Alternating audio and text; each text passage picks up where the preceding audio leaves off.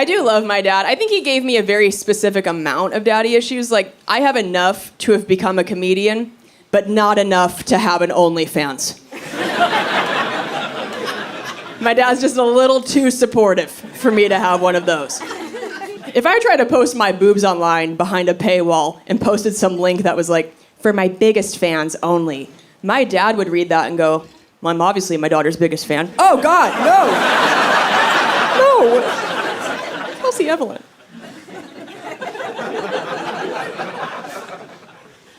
I don't know of that many people personally who are on OnlyFans or in the porn space. I do know of Adriana Chechik. I follow her on Twitter because she tweets the most outrageous things and they make me laugh so hard. She tweeted the other day and said, on my way to the dentist, he has no idea how many different people's DNA he's about to clean out of my teeth.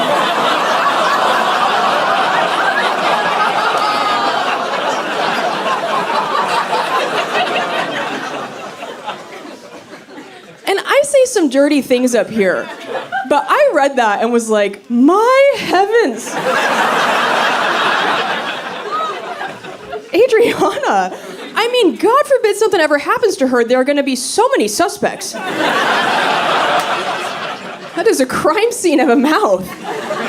Detectives are going to be like, was she killed by a village? What happened here? It's just not wise. But I am fascinated by her as a person. I listened to her on a podcast where she said that on a different trip to the dentist, she had the dentist file down her back molars so that she could make room for bigger things. Yeah, really took the bumpers off the bowling lane.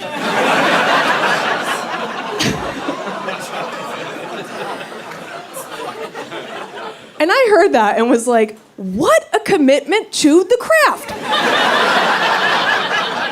I mean, I'm not even willing to wear heels up here for you folks. She's out there changing her dental records. Good Christ, what a go-getter. I told that joke in Grand Rapids a few months ago where nothing good ever happens. And there was a dentist in the crowd, and she was blackout drunk.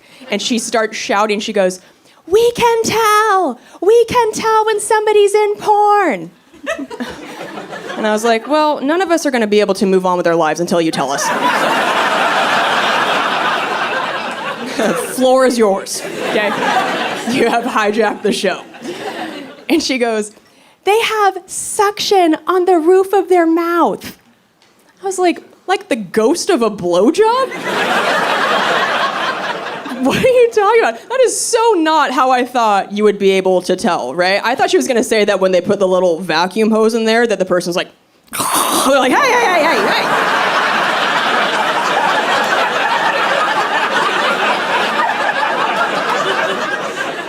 Quit that. You swallow at your work, not here. Goblin.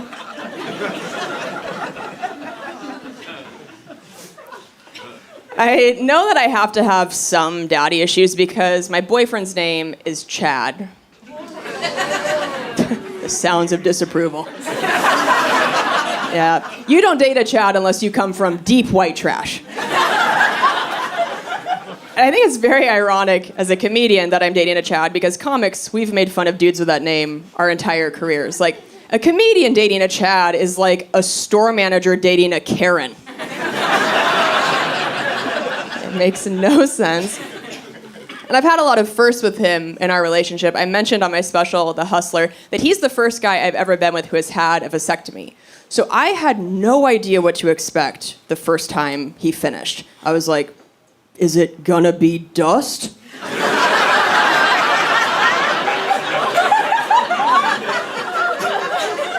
Like when you blow into a Nintendo cartridge, it's like...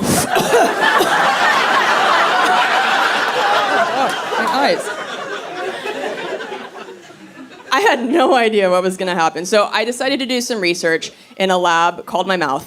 And you're welcome. We're all adults here. And I'm happy to report my findings that I believe it's essentially diet cum.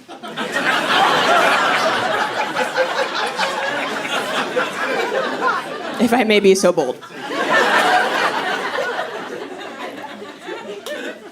I'm pretty shocked now at how many people come up to me after shows and go, "You gotta make merch that says Diet Cum."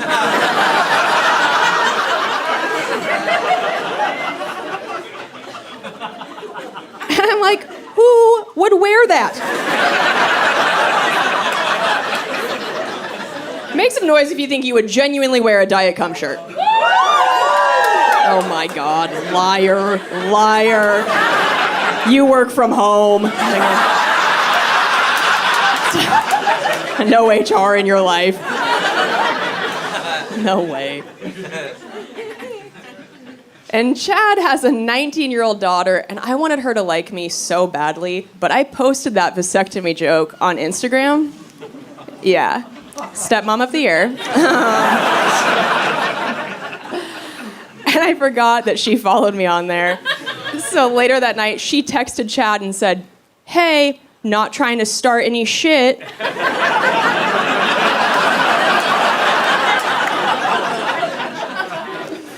But just thought you should know, I definitely unfollowed your girlfriend today.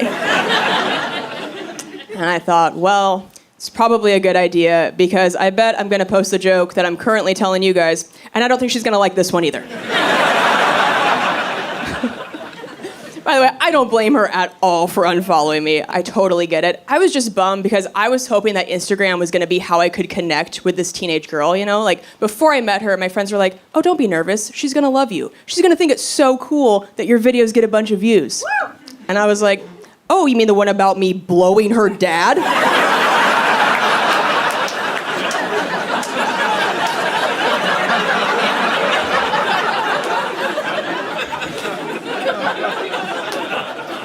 I don't exactly think she's walking into her college cafeteria like, "You guys, it's my dad she blows." You guys.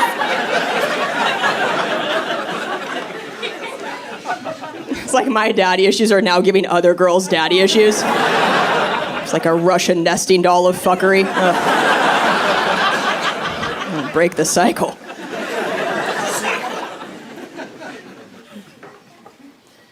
I feel like I should know more about things like vasectomies because I don't know if you guys had this in high school where you could get voted, you know, best dressed or most athletic, but I had that in middle school. And when I was in 7th grade, I got voted most likely to become a sex ed teacher. And I look back and I'm like, what was I saying to my peers? At age 12, that made them collectively go, "She knows where the taint is." I should not have won that award. I knew nothing. I was such a late bloomer in every way. I didn't start my period until the last week of 8th grade, which coincided with my school's graduation trip to the lake. Yeah, buckle up. And the first time you get a period, they always tell girls, "Oh, don't use a tampon, wear a pad."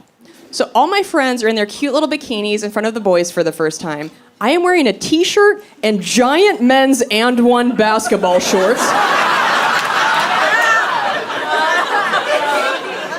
Trying to hide the outline of this massive pad, which went from belly button to middle of my back. It was like wearing a horse saddle. It's casually at the beach. And then everybody jumped in the lake, and nobody told me that you can't get in with a pad on.